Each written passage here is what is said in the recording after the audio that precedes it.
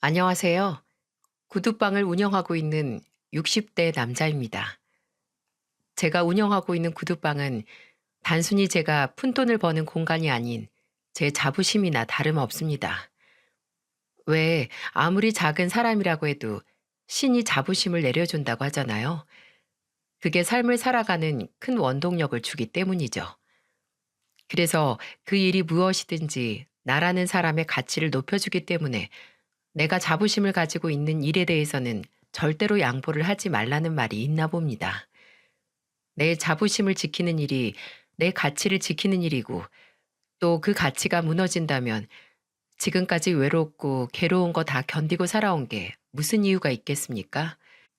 시끄러운 도로 근처에 바짝 붙은 구두방이 제 인생의 자부심이 된 건 그곳에서 손가락에 지문이 다 없어질 정도로 구두를 닦고 밑창을 붙이고 수선하면서 번 돈으로 자랑스러운 제 자식들을 키울 수 있었기 때문입니다. 아들 둘에 딸 하나, 제 인생에 있어서 더할 나위 없이 훌륭하고 믿음직스러운 자산이죠. 그리고 먼저 간 제 아내가 제게 남기고 간 자신의 분신이었습니다. 제 아내는 32살, 막내딸이 유치원 들어가는 거 보지도 못하고 눈을 감았습니다. 끔찍한 사고였고 그 사고로 인해 저는 제 자신과 같은 아내를 그리고 제 자식들은 사랑하는 엄마를 잃었죠. 아내가 제 곁을 떠났을 때 그 참담하고 막막한 심정은 누구도 상상을 못할 겁니다. 그리고 누구도 겪어서 안 되는 극심한 고통이었고요. 먼저 간 아내도 그 어린 나이에 자식 셋 두고 억울하고 불쌍해서 편히 눈 감지 못할 것 같아서 속이 다 아팠습니다. 솔직하게 말하면 그때 저도 확 눈을 감아버리고 싶은 생각이 없었다면 거짓말일 거예요. 저승길 길동무로 아내를 쫓아가 그 고통을 없애고 싶었죠. 하지만 당장 내 자신이 힘들고 살아갈 날이 막막한 것보다도 아내가 제게 맡기고 간 자식들, 아내와 제 자식들은 저 혼자만의 힘으로라도 어떻게든 키워내야 불쌍한 제 아내가 편히 눈 감을 거라고 그렇게 믿었습니다. 홀로 애새 키우느라 정말 피똥 싸면서 살았습니다. 하지만 제 자식들이 저를 믿고 따라와 주지 않았다면 저도 버티지 못했을 거예요. 3, 40대는 공사판에서 구르면서 살았네요. 특출난 능력은 없고 믿을 건 사지 멀쩡한 몸뚱아리와 남들보다 아주 조금 뼈대가 굵다는 것뿐이라 저는 그 몸뚱아리를 불태우며 살았습니다. 내 자식들 따뜻한 곳에서 재우기 위해 태울 장작이 제 몸뿐이었던 거죠. 그리고 여러 곳을 전전하다가 구두방 일을 하게 돼 지금까지 그 일을 변함없이 하고 있습니다. 변한 게 있다면 과거에는 온전히 자식들을 위한 돈을 벌었다면 지금은 그저 앞으로 제 몸 하나 책임질 돈을 번다는 거겠네요. 이제 자식들 걱정 없이 제 몸 하나 건사할 목적으로 일할 수 있는 거 그만큼 자식들이 자리를 잡고 이제 애비의 보살핌에서 졸업을 했기 때문이죠. 올해 40 넘은 제 큰아들은 반도체 설비 엔지니어로 일하고 있고 작은 아들은 공공기관에서 근무 중입니다. 제 기쁨인 막내딸은 중견기업을 다니고 있죠. 제가 자식들을 최소한 실망을 시키지 않기 위해 열심히 살아온 것처럼 다행히 제 자식들도 그런 애비의 노력을 알아주고 저를 실망시키지 않았습니다. 물론 애들이 다 컸어도 어디 자식 걱정 없는 부모가 있겠습니까? 당연히 지금도 날씨가 조금이라도 바뀌면 자식 생각이 들곤 하죠. 특히나 몇 년 전부터 큰아들이 제 속을 타들어가게 했습니다. 아, 이 녀석이 지금까지도 제 짝을 못 만났으니 말이죠. 그래도 맞이라서 어려서부터 어른스러워 애비 도와서 동생을 돌볼 줄 아는 책임감도 있고 지 앞가림 잘해서 결혼도 조금은 늦어도 어련히 할 거라고 생각을 했습니다. 근데 30 중반이 넘고 후반이 넘고 40줄에 들어서도 결혼할 상대를 데려오지 않는 겁니다. 지 동생들 다 집어더 독립할 때 제일 큰 놈이 아직 애비랑 같이 살아서 저는 혼자 남는 제가 걱정돼서 이놈이 걱정은 안 하나 했어요. 그래서 걱정 말고 가라. 나는 네 엄마 가고 나서 웬만한 외로움에는 도 같은 사람이니 걱정 말고 네 인생 찾아서 가라고 수도 없이 말했습니다. 그럼 큰아들이 이렇게 말했죠. 아버지, 사람이 그저 옷이라고 다 몸에 걸치진 않잖아요. 내 몸에는 맞는 옷인지, 지금 날씨에 입어도 되는 옷인지, 그리고 내가 이 옷이 입고 싶은지 따질 거 다 따지고 입는데, 저한테는 결혼이 굳이 걸치지 않아도 되는 옷이에요. 그리고 그게 어디 벗고 싶을 때 생각 없이 훌훌 벗어 던질 수 있는 건가요? 나중에는 벗지도 못하고 내 살에 딱 달라붙을 수도 있는데. 참나, 하기도 전에 벗을 생각부터 하냐? 결혼할 상대 찾기도 전에 헤어질 생각부터 하는 거야? 너도 참 너다. 어째 젊은 놈이 구더기 무서워서 장을 못 담궈? 아유, 언젠 다 늙었다고 그러다 아무도 안 주워갔다고 하셨으면서. 그리고 찍어 먹어봐야 똥 된장 구분해요. 제가 저를 제일 잘 아니까 일찍 그 길이 아니다 하고 다른 길로 가는 거죠. 이때까지만 해도 큰아들 등판을 사정없이 때리면서 그래도 해보면 다르다고 안 하는 것보다 한번 해보는 게 네 인생이나 생각을 바꿀 수 있다 말했었습니다. 근데 지금 보니 차라리 일찍 깨닫고 아닌 게는 아니라고 발을 들이지도 않은 큰아들의 말이 맞을 수 있다는 생각이 드네요. 안 하는 이만 못한 결혼을 제 자식이 하게 될 줄 몰랐으니 말입니다. 몇 년 전 작은 아들이 결혼하겠다 사람을 데려왔었어요. 이미 지 형과 동생을 통해서 만나는 사람이 있다는 건 알고 있었어요.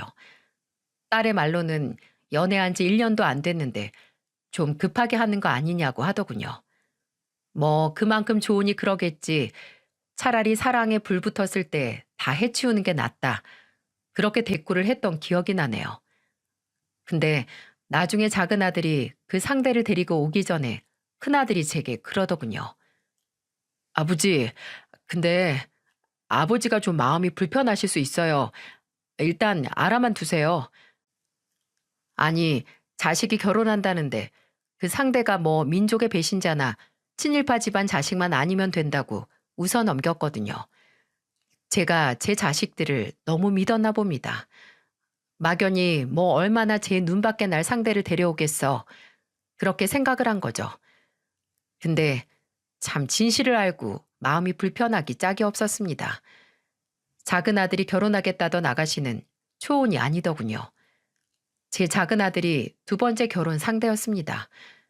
물론 그게 큰 흠은 아닙니다. 근데 부모 입장에서 내 아들이 왜 굳이 그런 선택을 할까 싶은 마음이 들더군요.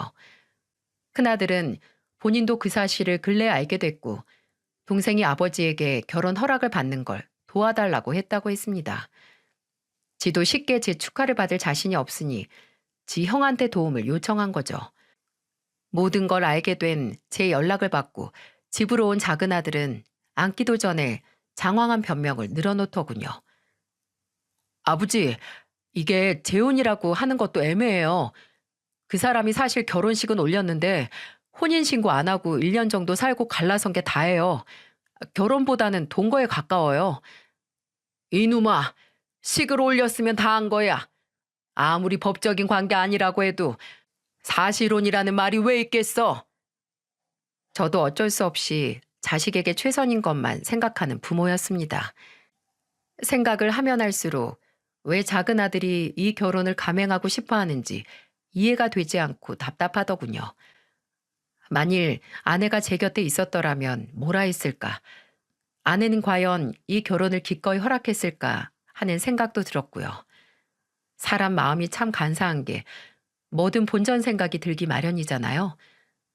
내가 내 자식 이미 한 번 갔다 온 결혼하게 만들려고 이리 고생해서 키웠나 하는 생각에 머리가 아팠습니다. 성철아, 사람이 한 번 갔다 온 데는 다 이유가 있어. 아무 이유 없고 책임 없이 그냥 헤어지기만 하는 게 아니라는 거야. 너 그거 다 따져봤냐? 그 아가씨가 이번에 너랑은 1년 살고 안 헤어질 자신 있대? 너는 자신 있고? 작은 아들은 제 말에 반색을 하더군요. 그 아가씨가 그 전에 같이 살던 남자와 헤어진 건 전적으로 그 아가씨 탓이 아니라 그 아가씨는 피해자다 이겁니다. 아버지, 그 사람 진짜 불쌍한 사람이에요. 같이 살던 남자가 술 문제도 있었고, 심지어 손버릇도 안 좋은 사람이라서 같이 살면서 몇 번을 폭행으로 경찰 부르고 하다가 헤어진 거란 말이에요. 이게 어떻게 그 사람 잘못이고 책임이에요.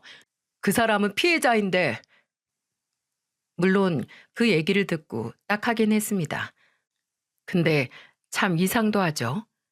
아무리 그래도 마음이 움직이질 않는 거예요. 그저 그렇다고 해도 이렇게 결혼을 해야 하나. 만난 지 얼마 안 됐는데 더 연애하다가 더 심사숙고를 해야 하는 거 아닌가 싶어서 선뜻 작은 아들에게 기꺼이 결혼 허락을 하면서 축하해 줄 수 없었습니다. 그리고 제 입에서 순순한 허락이 떨어지지 않자 작은 아들의 발등에 불똥이 떨어졌죠. 장장 3개월, 석 달을 작은 아들은 그 아가씨와 함께 제 마음을 돌리기 위해 고군분투를 했습니다. 매일 제 집에 찾아왔고 그 아가씨를 데리고 제 구두방에도 찾아와서 어떻게든 얼굴이 있게 만들었어요. 그 아가씨는 오밀조밀 고왔지만 그래도 제 마음은 쉽게 바뀌지 않았습니다. 오히려 그렇게 매달리니 마음이 불편해지기만 했죠. 아버님, 저 왜 반대하시는지 너무 잘 알아요. 저도 이해해요. 아버님이 성철 씨를 정말 아끼시고 혼자 소중하게 키우셔서 조금이라도 자식이 힘든 길로 가는 거 원치 않으신 거잖아요. 만약 저희 부모님이 아버님과 같은 입장이라면 말리셨을 거예요. 근데 아버님, 저 정말 성철 씨랑 결혼하고 싶어요. 허락만 해주신다면 정말 저 며느리로 받아주신 거 평생 살면서 후회 한 번도 하지 않게 잘할 거예요. 일주일에 3번, 4번씩 제 구두방에 음식을 포장해 와서 아버님, 점심 아직 안 드셨죠? 하면서 제 앞에 음식을 싹 펼쳐놓더군요. 참 대단했습니다. 일면식도 없는 어른 앞에서 그렇게 태연하게 너스레를 떨 수 있다는 게 보통 일이 아닌데 결혼을 반대는 했지만 안쓰럽더군요. 남의 집 딸에게 매정하게 구는 것도 죄책감이 생겼고요. 이런 노력이 제 마음을 약하게 만들긴 했지만 제가 결국 3개월의 삽질 끝에 작은 아들의 결혼을 허락했던 결정적인 이유는 바로 사돈을 만났을 때였어요. 아직 확실히 결정을 안 내린 상태에서 작은 아들이 제게 무릎을 꿇을 기세로 속는 셈 치고 지 장인어른하고 장모님을 만나달라고 그래도 마음이 바뀌지 않는다면 포기를 하겠다고 하는 겁니다. 그래서 끌려가는 척 사돈을 만나러 나갔죠. 사돈과 사부인은 절 보자마자 함께 고개를 숙여 인사를 하셨습니다. 그리고 사돈은 제게 이렇게 나오시는 것도 정말 어려운 결정하신 걸 텐데 나와주셔서 정말 감사합니다. 이렇게 말씀을 하시더군요. 그리고 사부인은 제게 요새 마음이 많이 언짢으시죠? 하고 하시며 같은 부모 입장에서 다 이해한다고 만나주셔서 감사하다고 그리고 죄송하다고 했습니다. 그분들이 제게 사과를 하고 제 앞에서 죄인처럼 있을 이유가 하나 없었는데 연신 제 눈치를 보시는 게 마음이 불편했습니다. 부모 마음이 뭔지 자식을 위해서 그리 자존심을 굽히는 게 저 또한 부모인지라 이해가 되더군요. 그리고 두 분은 참 좋은 분들이셨습니다. 한마디로 좋은 어른, 좋은 부모였죠. 그때는 미처 알지 못했지만 사돈 부부의 모습은 제가 끝내 작은 아들의 결혼을 허락할 수밖에 없는 큰 이유가 됐습니다. 아마 그런 부모 아래서 외동딸로 자랐으니 콩 심은 데 콩나고 팥 심은 데 팥난다고 어쩌면 며느리에게 단점은 오로지 이전의 사실혼 이력 한 가지일 거라는 생각이 들었나 봅니다. 제게 보이는 사돈 부부의 인성이 며느리에게도 있을 거라고 그렇게 믿었어요. 어쩌면 그렇게 믿어야만 그 결혼을 허락할 수밖에 없었던 거일 수도 있겠네요. 결혼 허락을 하고 나서 저는 반 포기한 상태였어요. 3달 동안 반대한다고 힘이 빠져서 그 후에 며느리가 작은 아들을 통해 결혼식은 최대한 작게 하고 싶다고. 아무리 그래도 며느리는 2번째이니까 결혼식은 요란하게 하고 싶지 않다고 했을 때도 알아서 하라고 했습니다.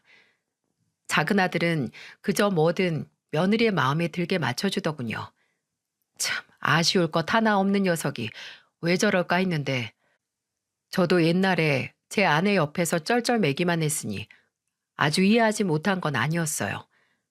내 아들이 제대로 홀렸구나 하고 씁쓸하게 웃었는데 결혼 후 아쉬울 때 감춰졌던 본색을 드러낸 며느리를 생각하니 확실히 제 아들이 홀려도 아주 제대로 홀린 거였어요. 며느리는 결혼하고 얼마 지나지 않아 임신을 했습니다.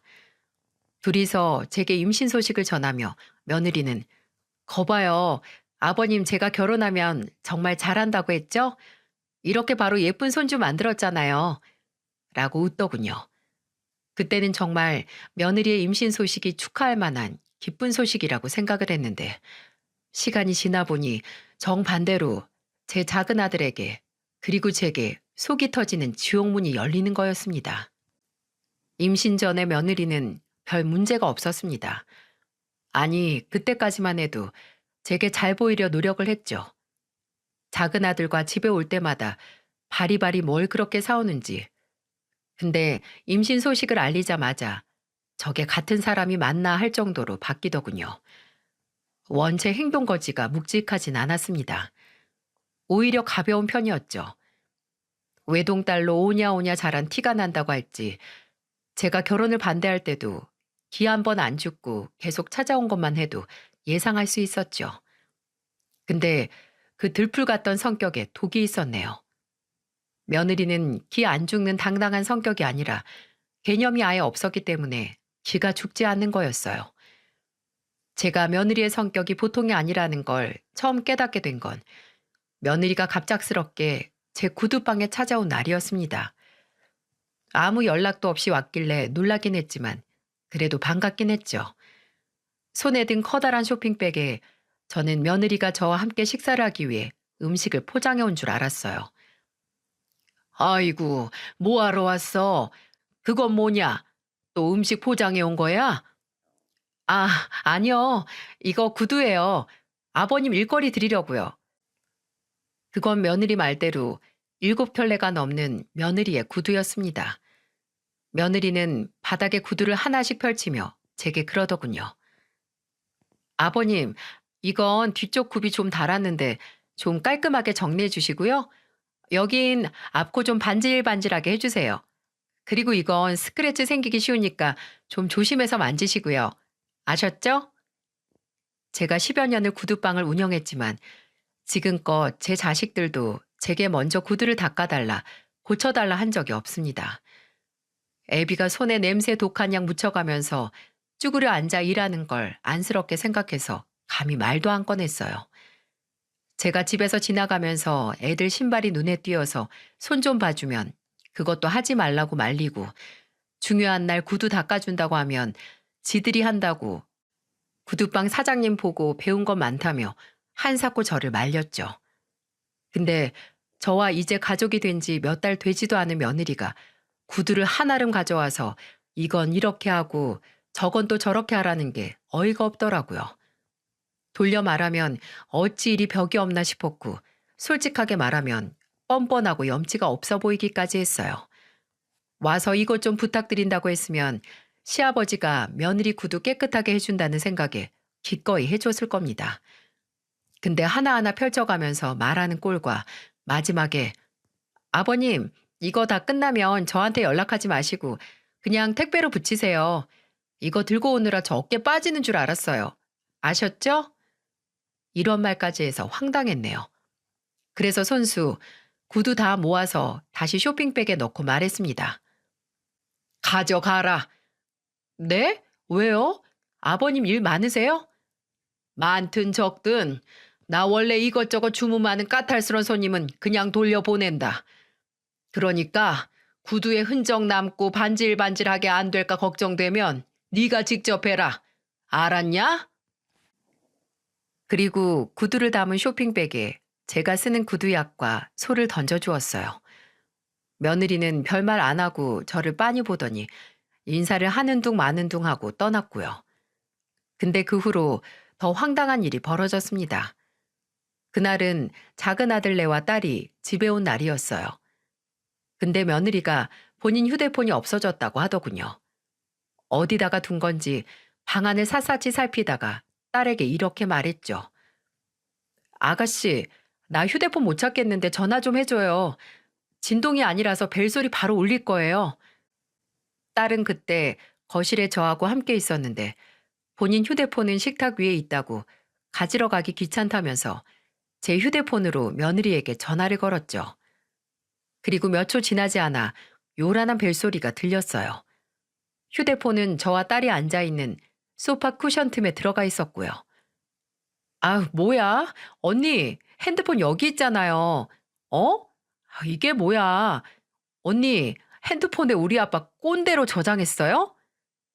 쿠션 틈에서 며느리 휴대폰을 꺼낸 딸은 화면을 보더니 헛웃음을 터뜨렸어요. 제 휴대폰으로 전화를 건 탓에 며느리 휴대폰 화면에 제 휴대폰 발신으로 부재중 전화가 찍혀 있었는데 며느리가 제 번호를 글쎄 꼰대라고 저장을 해놓은 거죠. 우리 아빠가 왜 꼰대예요? 아빠가 언니한테 뭐라 한 적 있어요? 아, 왜 남의 폰에 그렇게 관심이 많아요? 이건 내 마음이죠. 아니, 언니, 마음이긴 한데 궁금하잖아요. 아빠, 언니한테 꼰대짓 한 적 있어요? 생각할수록 어이없네. 딸이 그걸 보고 좀 화가 났나 봅니다. 딸도 제가 며느리에게 뭐 싫은 소리를 한 적도 없고 별다른 관심을 준 적도 없는 걸 알거든요. 딸이 좀 언짢은 목소리로 추궁을 하니 며느리는 제 눈치를 조금 보다 이렇게 말했죠. 아니, 저번에 아버님한테 제 구두 좀 맡기려고 했는데 알아서 하라고 내쫓으셨단 말이에요. 그래서 홧김에 그랬어요. 홧김에. 일종의 작은 복수였던 겁니다. 뭐 그리 화는 나지 않았어요. 젊은 세대가 보기엔 제 나이면 충분히 꼰대라 할 수 있는 거죠. 그리고 제가 이미 제 구두방에 구두를 바리바리 싸들고 온 며느리에게 좀 실망을 한 건지 놀랍거나 하지도 않았어요. 그냥 그래 나 꼰대다 하는 마음이었습니다. 딸이 옆에서 며느리에게 언니 자식인 우리들도 아빠한테 먼저 구두 닦아달라고 한 적 없어요.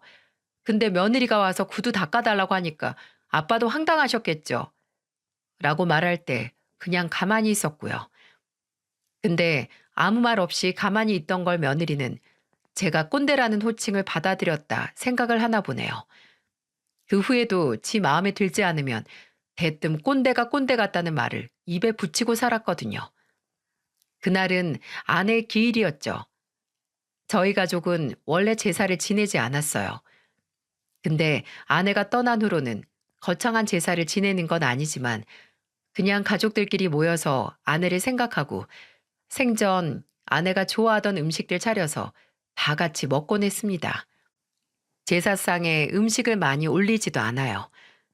며느리가 가족이 되고 처음 맞이하는 아내의 제사였는데 며느리는 얼굴 한번 본 적 없는 시어머니에 대한 가족으로서의 배려나 위하는 마음이 하나 없었습니다. 작은 아들과 며느리가 아내의 제사를 위해 집에 들어오자마자 현관에서부터 며느리가 이런 소리를 하는 겁니다. 아, 진짜 속았다.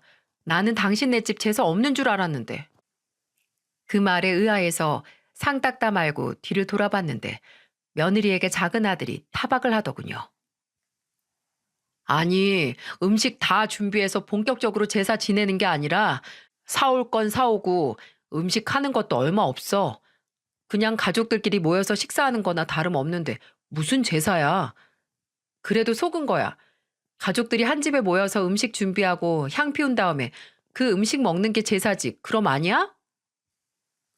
며느리는 그 이후로도 계속 툴툴거렸습니다. 너나 할 거 없이 아내 제사상에 올리기 위해 음식 준비하고 그릇에 담고 하는데 주변만 빙빙 돌 뿐 뭐 하나 하는 게 없더군요. 조용이라도 있으면 다행이게요. 주변에서 연신 뭐야 그냥 제사 음식이네. 이게 무슨 제사가 아니야? 라고 중얼거리는 겁니다. 참 듣기가 싫더군요. 굳이 와서 저렇게 불평만 늘어놓는 게 정상인가 싶었고요. 이것 좀 해라, 저것 좀 도와달라 해도 하는 둥 마는 둥 하던 며느리는 끝내 이딴 소리까지 해서 사람 속을 뒤집어 놨습니다. 근데 어머님이 원래 제사 음식을 좋아하셨어요? 좋아하는 음식만 한다고 하더니 맨 전들 뿐이네. 듣다 못한 저는 음식을 옮기다 말고 돌아가 며느리에게 말했어요. 너 하기도 싫고 음식 하는 거 보기도 싫으면 나가라. 네? 저 저 나가라고요? 그래. 너 결혼하고 우리 식구 된 다음에 처음 네 시어머니 제사 지내는 거 아니냐? 근데 그게 그렇게 참기 어렵고 네 시어머니한테 처음으로 제대로 인사하고 싶지 않으면 그냥 안 와도 된다. 괜히 애들 엄마 제사상에 부정 타는 소리 하지 말고 너는 네 집으로 가. 제가 그렇게 화를 내니 작은 아들이 와서 저를 말리고 사과를 하더군요. 그리고 며느리에게도 당신 정말 왜 이러냐고 사과드리라고 하는데 며느리는 뾰로통한 얼굴로 팔짱을 끼고 있었어요. 그리고 입만 우물거리더니 네, 그럼 저 앞으로 제사에 참여 안 할게요. 완전 꼰대 같아. 라고 하더니 휙 집을 나가는 겁니다.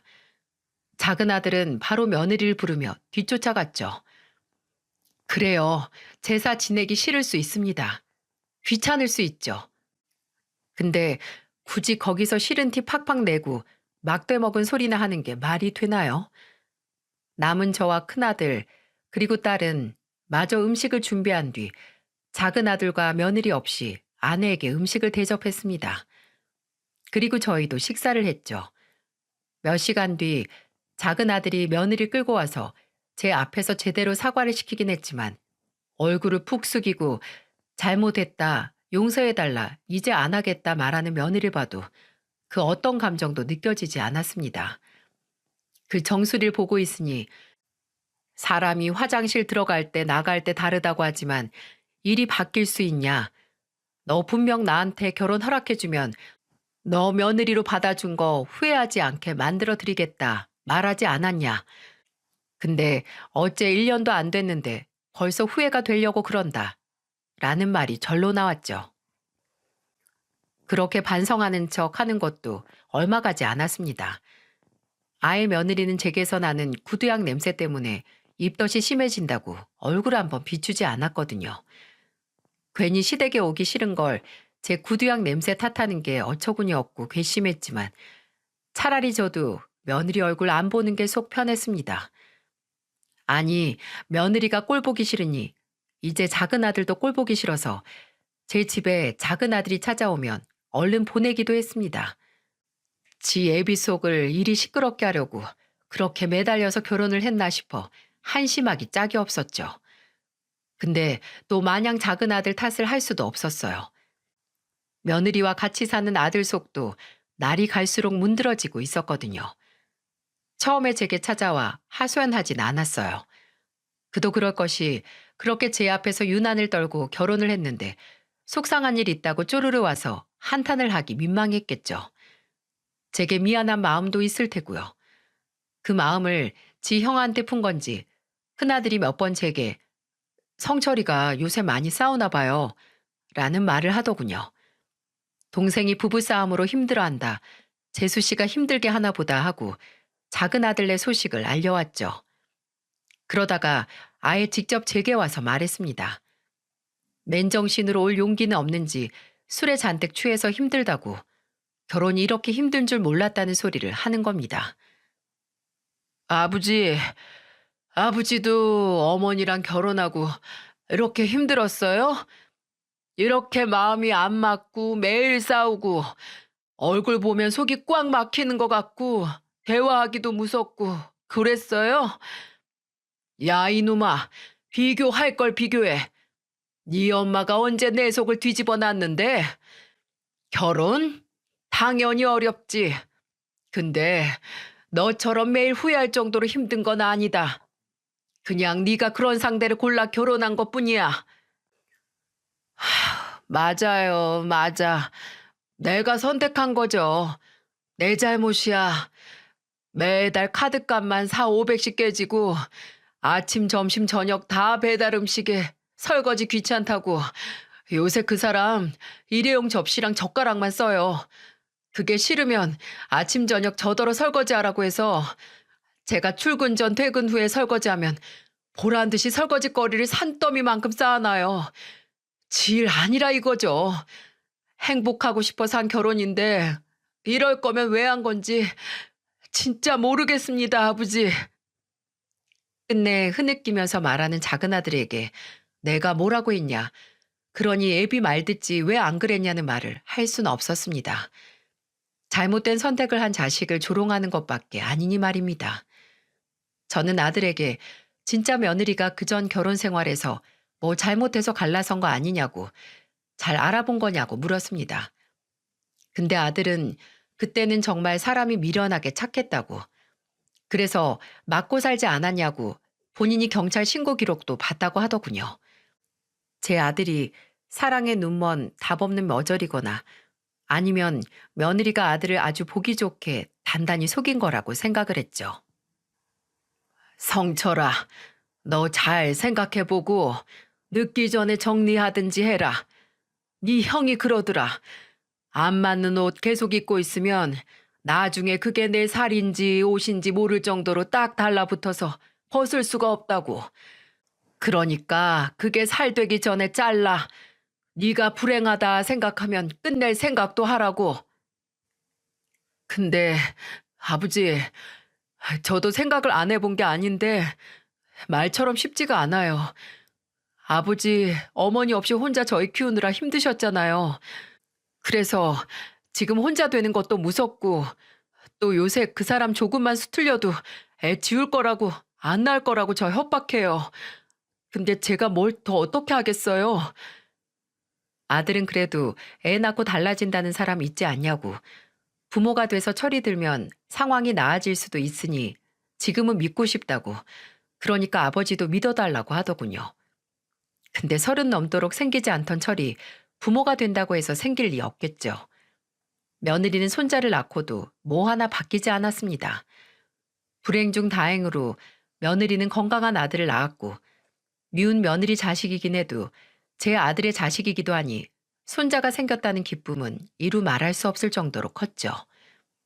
애 10달 품고 있다가 출산을 하는 게 얼마나 대단하고 고생한 일인 걸 잘 알고 예전에 제 아내 생각도 나서 저는 수고했고 축하한다는 의미로 며느리에게 현금 100만 원을 용돈으로 주었습니다.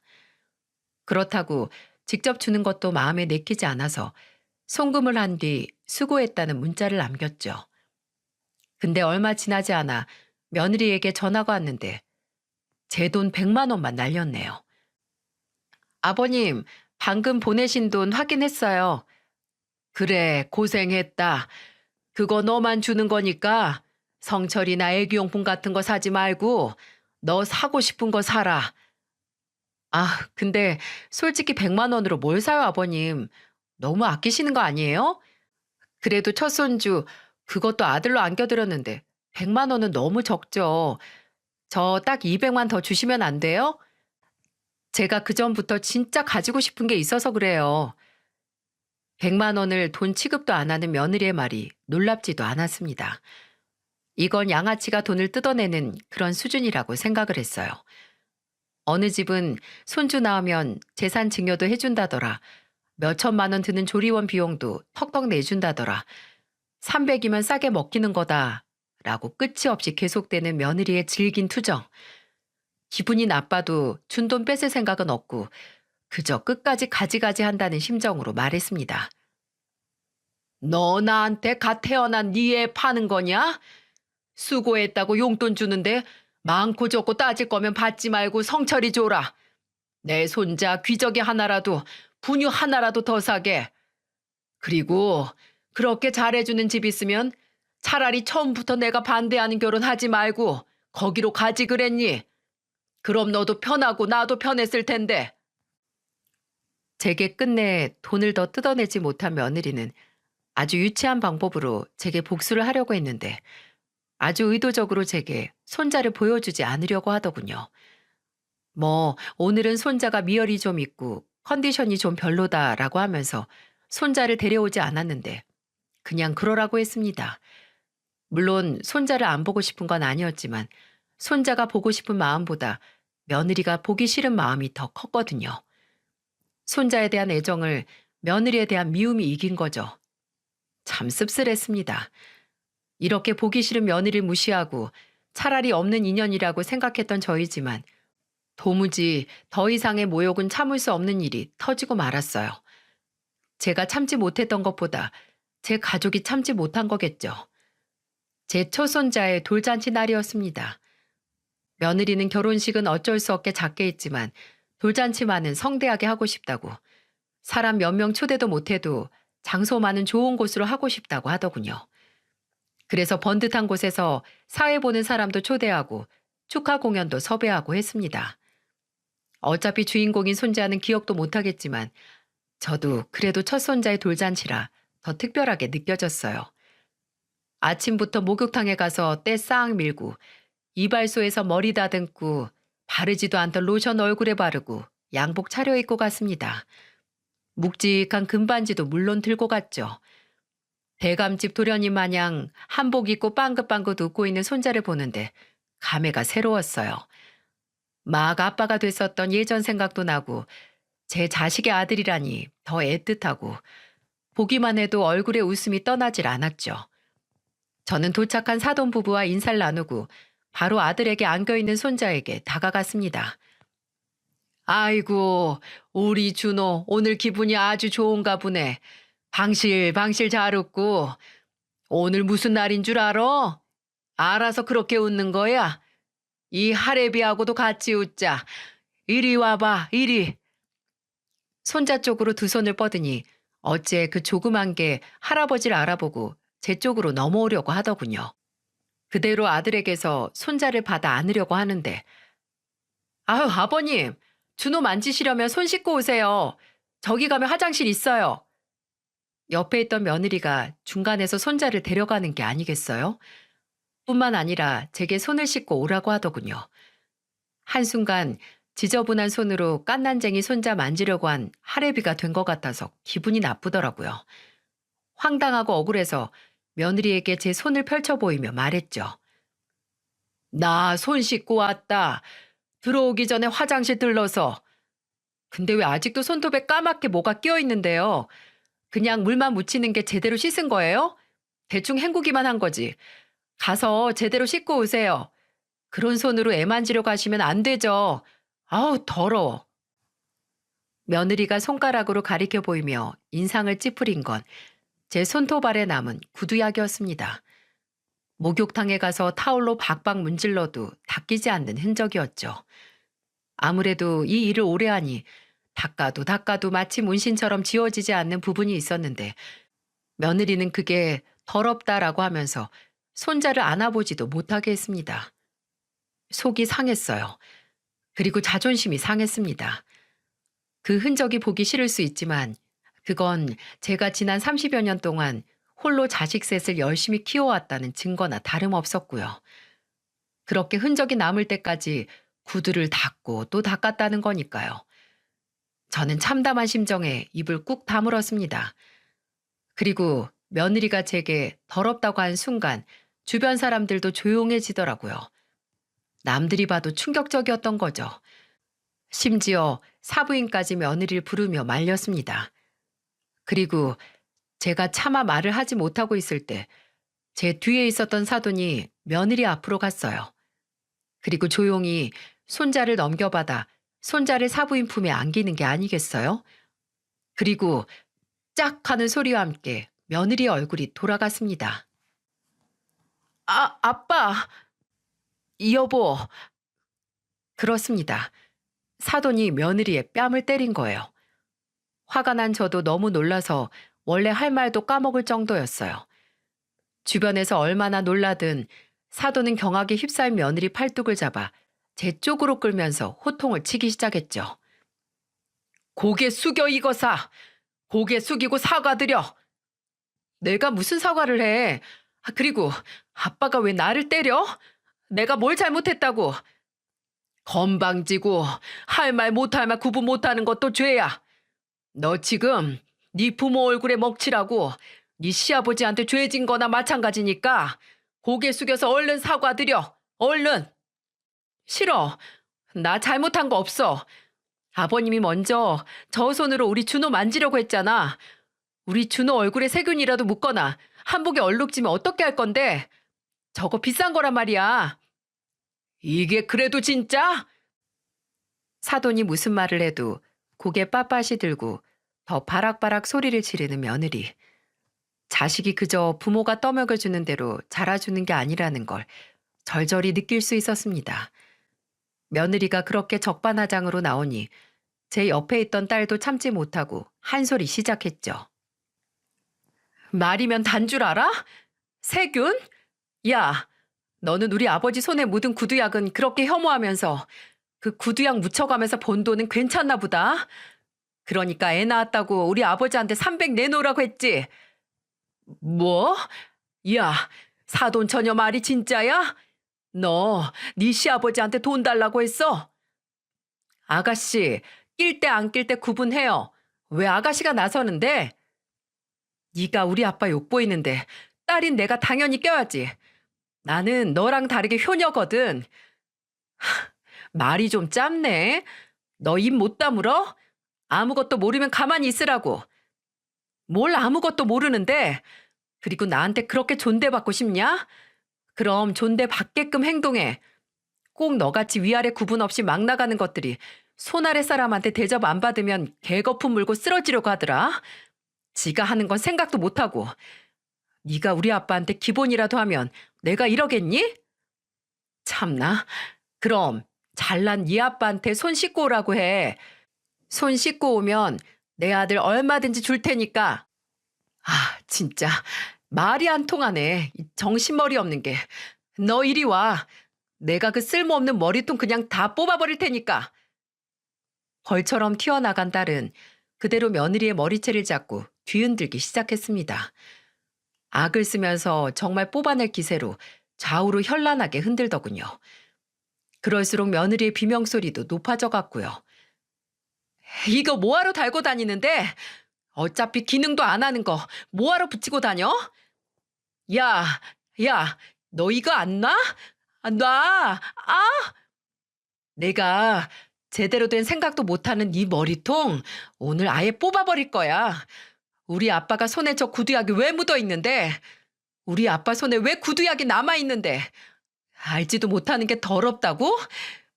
네 인성이 100배, 1000배 더 지저분해. 이 건방진 인간아.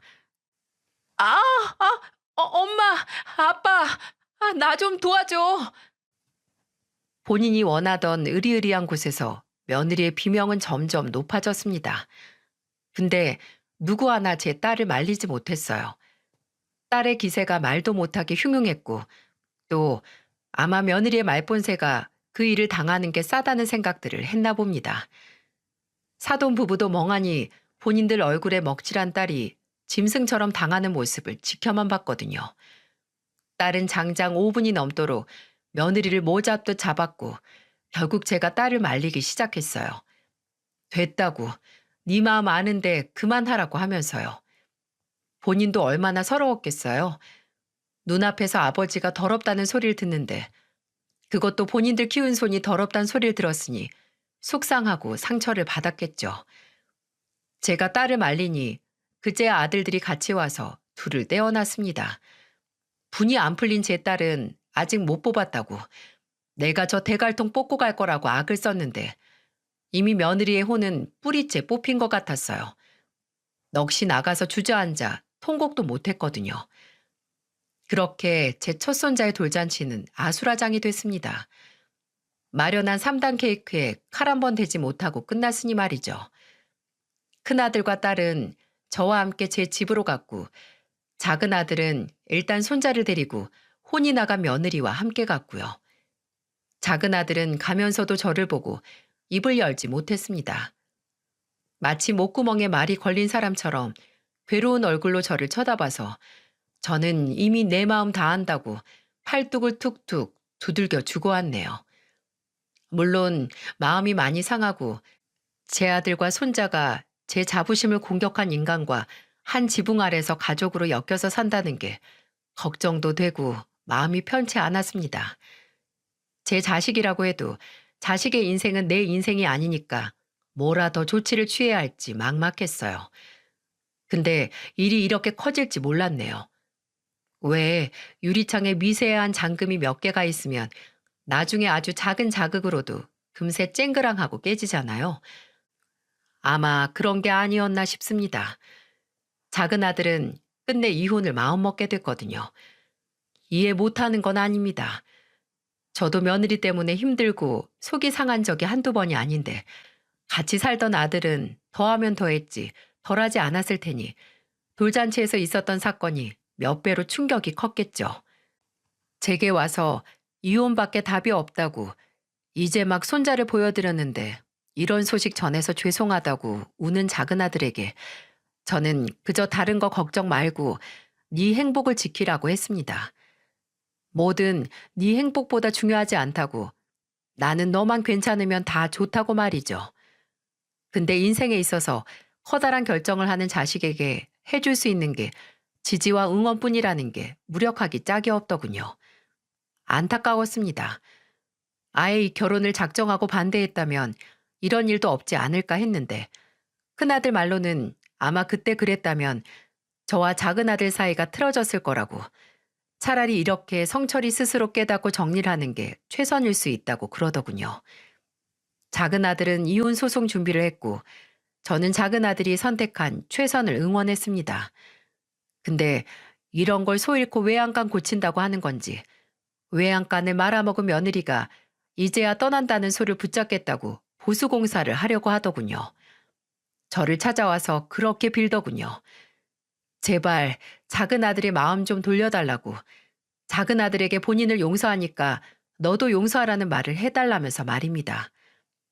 며느리는 작은 아들에게 이혼 소장을 받고 나서 저를 찾아왔습니다. 제가 번호도 차단을 해서 받지 않고 집에 와도 열어주지 않아서 구두방까지 오더군요. 노력이 가상하다 못해 처절해 보였네요. 급작스럽게 찾아온 며느리를 차게 식은 눈으로 보면서 아무 말도 안 했는데 며느리는 차마 좁은 구두방 안으로는 못 들어오고 사람들 지나다니는 길가에 풀썩 무릎을 꿇고 말했습니다. 아버님, 준호 이제 막 돌지났어요. 애 생각해서라도 이혼은 말도 안 되는 거 아버님도 아시잖아요. 그러니까 한 번만, 마지막으로 한 번만 저한테 기회를 주세요. 네? 기회? 내가 왜 너한테 기회를 주냐? 네가 나한테 뭘 했는데? 제가 아버님한테 지금까지 버릇없게 굴고 건방지게 굴었어요. 죄송해요, 아버님.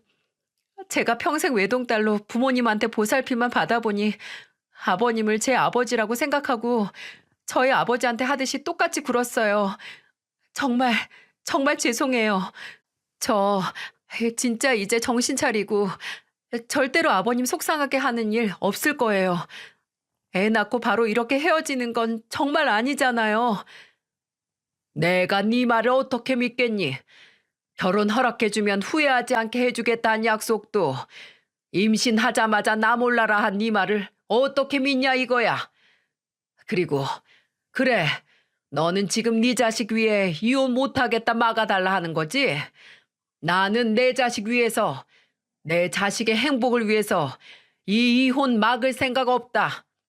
아니, 이제 성철이 마음이 바뀐다고 해도 내가 무슨 수를 써서든 이혼시킬 거야.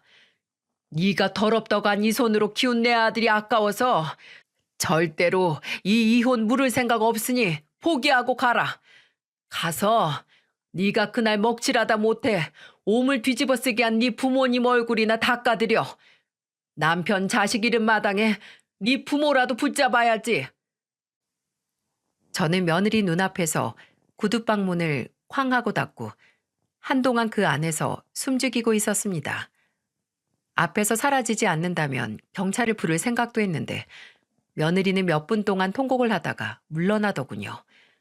그렇게 후회할 걸. 그 전에 충분히 만회할 기회가 있고 정신 차릴 시간도 있었는데 지복을 스스로 찬 거나 다름이 없었습니다. 이래서 기회도 그걸 받아들일 수 있는 사람에게 찾아가나 봅니다. 아무에게나 가면 이런 비극이 일어나니 말입니다. 며느리가 왔다 가고 며칠 후 사돈이 제게 연락을 해왔습니다. 그 일이 있고 한동안 사람 사는 것처럼 살지 못해서 경황이 없었는데 늦게나마 제게 사과를 하고 싶다고 했죠. 마냥 예뻐하고 사랑만 준 게 제대로 된 부모 노릇이 아니었나 봅니다. 딸년 잘못 키워서 평생 자식새 잘 키운 사돈이 밟아온 길을 모욕해 이루 말할 수 없을 정도로 죄송합니다. 정말, 정말 진심으로 죄송합니다. 저한테 사과하지 마십시오. 어찌 이리 사돈 잘못입니까? 저도 같은 부모로서 제 마음대로 안 되는 게 자식이라는 걸 잘 압니다. 사돈도 저만큼이나 속이 많이 상하셨겠죠. 제가 다 압니다. 그러니 제 걱정 말고 사부인과 해진속 추스르세요. 저는 괜찮습니다. 내 인생보다 더 마음대로 안 되는 게 자식의 인생이죠. 그렇게 애 생각해서 이혼은 안 된다고, 애 때문이라도 같이 살아야 한다. 차라리 준호가 대학 가면 그때 갈라서자 매달리던 며느리는 이혼이 확정되어 가자 이제는 혼자 애 못 본다고 당당하게 양육권을 포기했다고 합니다. 처음부터 자식 생각은 하지도 않았던 거죠. 그저 제 아들을 붙잡기 위해 했던 말이었던 겁니다. 그렇게 작은 아들이 이혼한 지도 1년이 넘었습니다. 작은 아들은 힘들긴 하지만 지금까지 문제없이 혼자 손주를 키우면서 살고 있어요. 아니, 혼자가 아니죠. 저도 그리고 지 형하고 동생도 도와주니 온 가족이 손자를 키운다고 해도 과언이 아닙니다. 이혼하고 나서는 많이 힘들어하던 녀석이 제게 아버지는 혼자 저희 셋을 키웠는데 저도 잘 키워야죠. 아버지 아래서 자랐는데 그것도 못하겠어요? 어떻게든 해내야지. 라고 했을 때는 그래, 걱정할 거 없다. 내가 있으니까 라는 자부심이 끌어올랐습니다. 어쩌면 제게 있어서 자부심은 구두방 그 자체가 아니라 그 구두방에서 뒹굴며 키워낸 제 자식들이라는 생각이 드네요. 부디 제 아들은 저보다 덜 고생하면서 손자를 키워냈으면 좋겠습니다. 그리고 그러기 위해 저도 남아있는 힘 아끼지 말고 도움을 많이 주고 싶네요. 제 아들과 손주의 앞날에 그저 축복만 있길 진심으로 바라면서 이만 제 사연을 마무리하도록 하겠습니다. 제 이야기에 귀를 기울여 주시고 소중한 시간을 써주신 여러분께 깊은 감사를 드리고 또 응원을 보냅니다.